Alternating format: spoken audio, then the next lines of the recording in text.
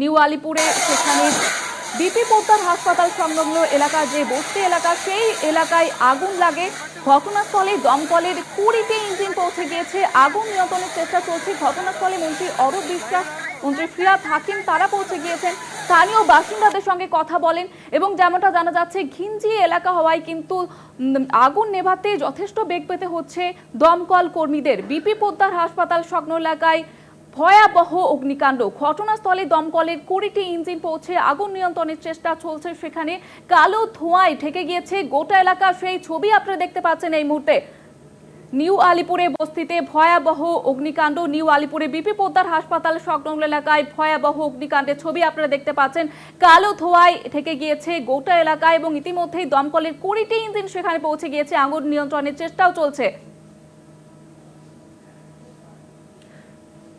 সরাসরি সেখানকার ছবিটা দেখে নেব। সরাসরি রয়েছে প্রতিনিধি শাশ্বতী রায়। শাশ্বতী, এই মুহূর্তে কি ছবি দেখতে পাচ্ছ, কি পরিস্থিতি?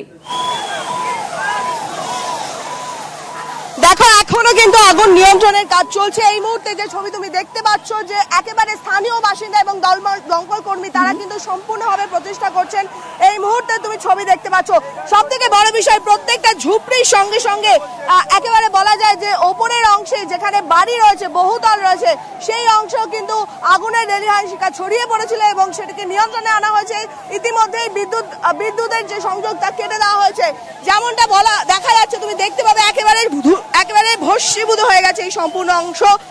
ঠিক দুর্গাপুর ব্রিজের একেবারে নিচের অংশে ঝুপড়ি এবং দোকান ঘর সবকিছু কিন্তু এখানে ছিল। সেখান থেকে একেবারে বলা যায় যে পুরো শ্মশানের ছবি। এই মুহূর্তে কিভাবে আগুন লাগলো সেটা নিয়ে এখনো পর্যন্ত সন্দিহান রয়েছেন এবং কার্যত পাশের যে বহুতল, সেই বহুতলের বাসিন্দারা তারা কার্যত আতঙ্কগ্রস্ত হয়ে রয়েছেন, কারণ আগুনের লেলিহান শিখা এই অংশ দিয়ে বারবার করে বেরোতে দেখা যাচ্ছিল। এখনো পর্যন্ত তুমি দেখতে পাবে ধোঁয়ায় ঢেকে রয়েছে এই সম্পূর্ণ অংশ এবং কার্যত পাশের বাড়ির জানলার কাছ থেকে শুরু করে একাধিক জিনিসপত্র সেগুলো পুড়ে ছাই হয়ে গেছে।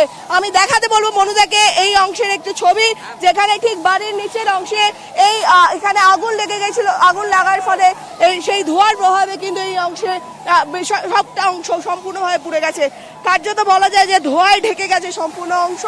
দমকল কর্মীরা নিরন্তর প্রচেষ্টা চালাচ্ছে। দমকলের সঙ্গে সঙ্গে ডিজাস্টার ম্যানেজমেন্ট টিম তারাও কিন্তু ঘটনাস্থলে রয়েছে এবং তুমি পরিস্থিতি আমি আরো দেখানোর চেষ্টা করব।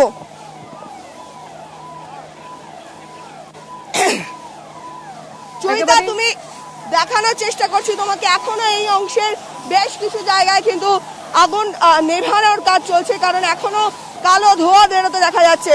কার্যত ধোঁয়ায় ঢেকেছে চারদিক। আশেপাশের যে বিল্ডিং গুলো রয়েছে সেগুলোতে মানুষজন এখনো আটকে আছেন।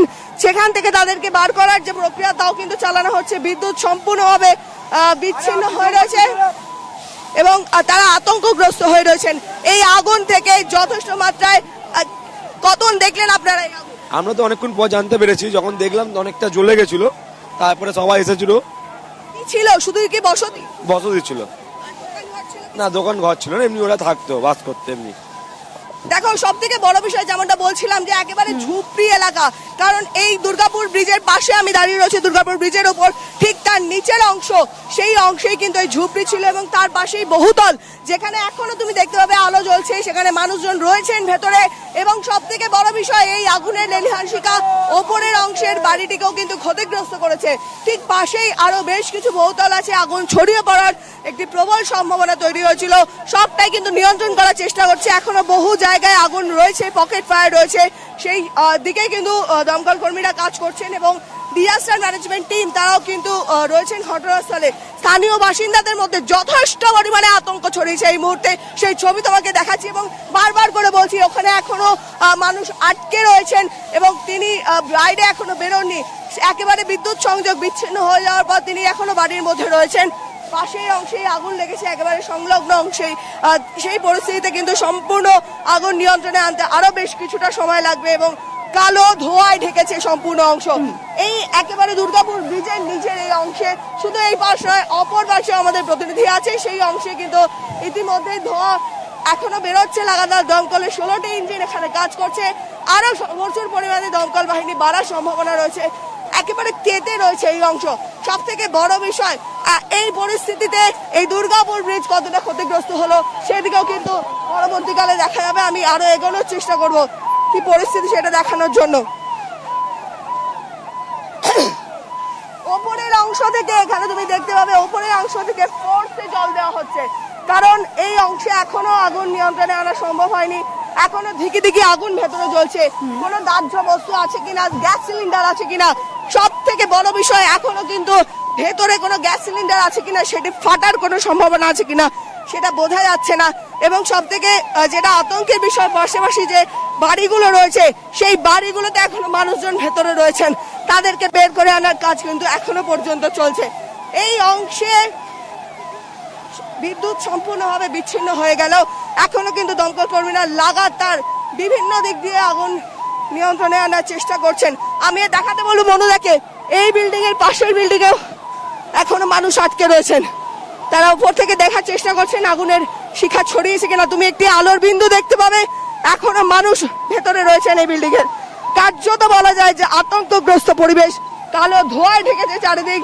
দমকল কর্মীরা লাগাতার প্রচেষ্টা চালাচ্ছেন একেবারে বলা যায় এই আগুন নিয়ন্ত্রণে আনার জন্য, বাট কিন্তু এখনো পর্যন্ত ভেতরে কয়েক জায়গায় আগুন আছে কিনা সেই দিকটি কিন্তু নজরে দেখা হচ্ছে। জয়িতা, শাশ্বতী, এই পরিস্থিতির দিকে আমাদের নজর থাকবে, তুমিও আমাদের সঙ্গে থাকো।